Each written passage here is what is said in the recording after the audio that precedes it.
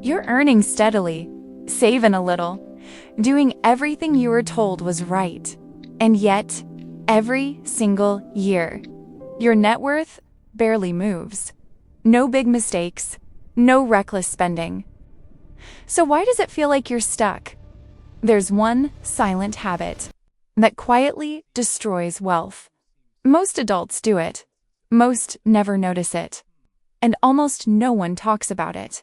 Today, we'll uncover what that habit is, why your brain is wired to fall for it, and why it's far more dangerous than overspending ever was. We all know the usual advice: save money, invest early, avoid debt. It sounds simple, and yet most people still struggle to grow real wealth. Why? Because the problem isn't always obvious. It's not always about income or intelligence or discipline. More often, it's a habit so ingrained that people don't even notice it. Small, repetitive financial choices made on autopilot quietly erode wealth over time. And unless you learn to see them, they can undo years of hard work without you ever realizing it. Meet Sarah, a 35-year-old professional on paper. She's doing everything right. She earns a comfortable $90,000 a year. She has a budget. She tries to save regularly. No reckless spending, no massive debt, no obvious financial mistakes. And yet, something feels off. Her savings account grows slowly, painfully slowly. Her investments are there, but they aren't compounding the way she expected. Year after year, the progress feels smaller than it should. Sarah couldn't understand why. She wasn't irresponsible. She wasn't careless with money. So where was it going wrong? The issue wasn't income, and it wasn't effort. It was a habit so subtle, she barely noticed it. Sarah delayed tracking her spending. Not intentionally, just later. I'll check it this weekend. I'll review it at the end of the month. I already know where my money goes. Saving was similar. Some months she saved well. Other months, she meant to catch up later, and later kept getting postponed. Individually, these choices didn't feel harmful. They felt reasonable, normal, even responsible. Sarah assumed that as long as she was making good choices, wealth would grow automatically. That time was on her side. But wealth isn't automatic. It doesn't grow on intentions. It grows on consistency, small delays, infrequent reviews, inconsistent saving. Over time, they quietly weaken momentum. And without realizing it, Sarah wasn't building wealth. She was hoping for it. This is where most people get stuck. Not because they're bad with money, but because they underestimate how powerful habits really are. The habit that quietly destroys wealth is failing to monitor and control small, repeated financial behaviors. Not the big purchases, not the obvious mistakes, the small ones, the ones that feel harmless. Ignoring subscriptions, $10 here, $15 there, using credit cards for convenience, but never fully tracking where the money actually goes. Spending on minor indulgences because it's just a little, just this once, just today. Individually, none of these seem dangerous. They don't trigger alarm bells. They don't feel irresponsible. But over time, they begin to compound. Quietly, silently, month after month, year after year. Money leaks out before it ever gets a chance to become savings or investments or freedom. That's why this habit is so dangerous. There's no single moment where you realize something went wrong. No dramatic mistake. No obvious failure. Just a slow erosion of potential. Financial experts call this the invisible leak. Money flowing out without notice, without intention, without resistance. And the worst part? The brain barely registers it, because humans aren't wired to feel the pain of small losses.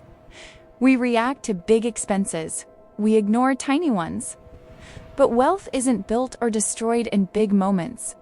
It's shaped by daily behavior. What you don't track, you don't control.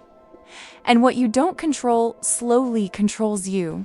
That's how people with good incomes, good intentions, and decent financial knowledge still end up stuck, not broke, just not moving forward. So why do smart, disciplined people fall into this trap? Because this isn't a money problem, it's a brain problem. First, there's out of sight, out of mind. Small, recurring expenses don't trigger emotional alarms. A $10 subscription doesn't feel painful. A small swipe of a card doesn't register as loss. The brain saves its attention for big threats, not slow leaks. Then there's delayed consequences. Unlike debt, the damage isn't immediate. Nothing breaks. Nothing feels urgent. So the brain assumes there's no real danger, but delayed costs are exactly where the mind struggles most. We're wired to react to now, not later. Next is mental accounting. People separate money into neat categories: bills, savings, spending. On paper, it looks organized, but real life isn't that clean. Small expenses spill across categories. Budget stays static while spending quietly changes, and that creates a false sense of security. You feel in control, even when you're not. These psychological patterns work together. They hide the problem. They soften the pain. They delay awareness, which makes the habit easy to repeat and hard to detect. That's why willpower alone doesn't solve it. You can be smart, you can be disciplined, and still fall into this trap. Because the brain isn't designed to protect long-term wealth. It's designed to reduce short-term discomfort, and unless you build systems that work with psychology, not against it, the invisible leak keeps flowing. Notice how small repeated behaviors accumulate over time, not in dramatic ways. In quiet ones, you might save $100 a month, feel disciplined, feel responsible, but then $50 disappears on subscriptions you barely notice, or small indulgences that don't feel optional anymore. And just like that, half the progress is gone. This isn't about guilt. It's about awareness. Because money rarely vanishes in one big decision. It leaks out through patterns you repeat daily, weekly, automatically. So ask yourself something simple. What expenses feel normal now that didn't exist a few years ago? Which habits run in the background without your attention? Because the moment you see them clearly, they lose their power. And awareness, more than income, is what changes the trajectory of your wealth. Sarah's wake-up moment came 5 years later. One quiet evening, she logged into her investment account. She wasn't expecting anything dramatic, just a quick check. But the number on the screen stopped her. Her returns were far lower than she had imagined. Not negative, just disappointing.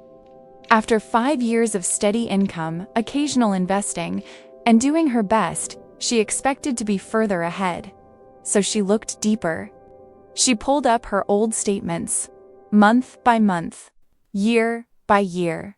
And that's when the pattern became clear. Small recurring expenses she never tracked. Unplanned purchases that felt insignificant at the time. Saving, that was consistent, but not automatic. Some months strong, other months postponed. Individually, none of these choices looked harmful. But together, they told a different story. Over 5 years, those quiet habits had cost her tens of thousands of dollars. Not because she made a big mistake, but because she never made one strong, intentional system. No single moment of failure, just repetition. That realization hit harder than any sudden loss, because it meant the problem wasn't bad luck. It was behavior. Invisible, quiet, repeated. And once Sarah saw it, she couldn't unsee it. This is how wealth is usually lost, not in dramatic crashes, but in slow leaks that go unnoticed until years have passed. Before you move on, ask yourself one simple question. Which habits are quietly destroying your wealth? Not the big decisions, the small ones, the choices you repeat without thinking. Because even tiny actions, done consistently, shape your financial future. Not overnight, but over years. And the most powerful change doesn't start with earning more. It starts with awareness, seeing what's really happening, not judging it, just noticing it. So let's talk. Do you believe one small habit can really make or break wealth over time? Share your thoughts or your experience in the comments below. Your insight might be the wake-up moment someone else needs.